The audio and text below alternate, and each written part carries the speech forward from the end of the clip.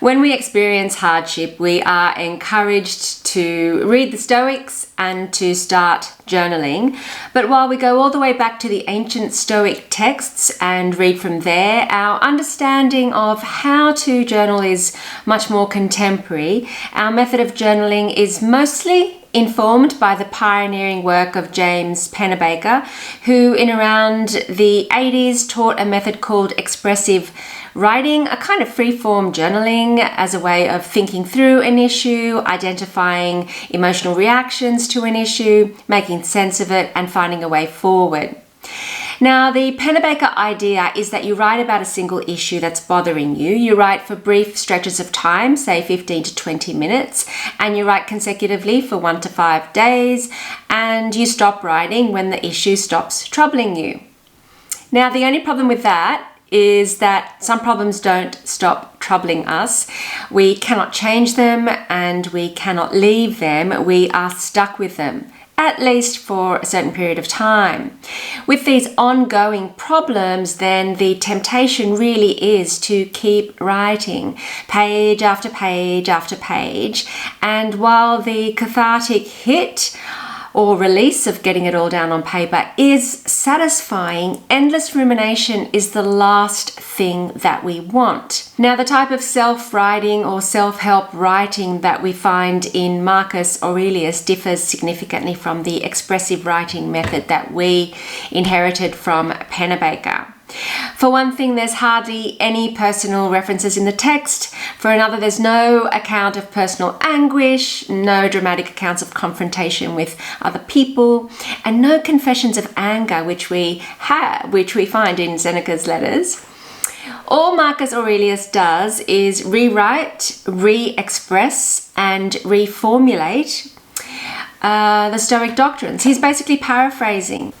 So I left my freeform journaling to journal with Marcus Aurelius, and here's an example of one journaling session.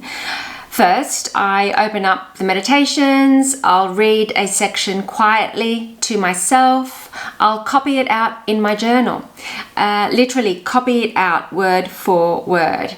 This really just helps me slow down and it helps me focus my attention on the text itself instead of on how the text relates to me, which is a subtle but extraordinary difference.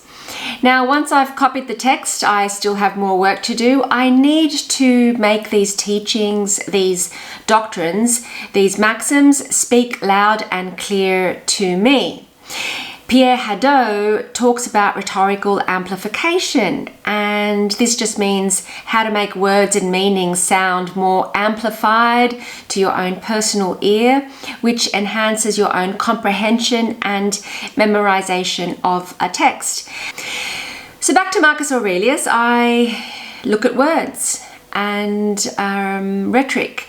I do some summarizing, I do some rewriting and reformulating or paraphrasing of the text. Now, if I'm able to come up with a spectacularly good re-expression, I'll transfer it either to some wall art or to my own pocket handbook. I've created a little pocket-sized handbook, my own Enchiridion, my own handbook for life, which is precisely what Epictetus instructed his own students to do. Now, journaling with Marcus Aurelius in this way helped me formulate rules for life and not just solutions for specific problems. I've been able to engage much more intensely with the Stoic teachings, and I've also been able to memorize more of the teachings, which means that when I head back out into the world, I'm actually equipped with a Stoic toolbox which I can use. Now, Marcus Aurelius goes over the same issues again and again, but in an ever more eloquently expressed way, and sometimes with remarkably vivid imagery, just to make the teachings ever more memorable. Memorization is key because you need to take the doctrines with you, as always, to have them, as Epictetus says, always at hand.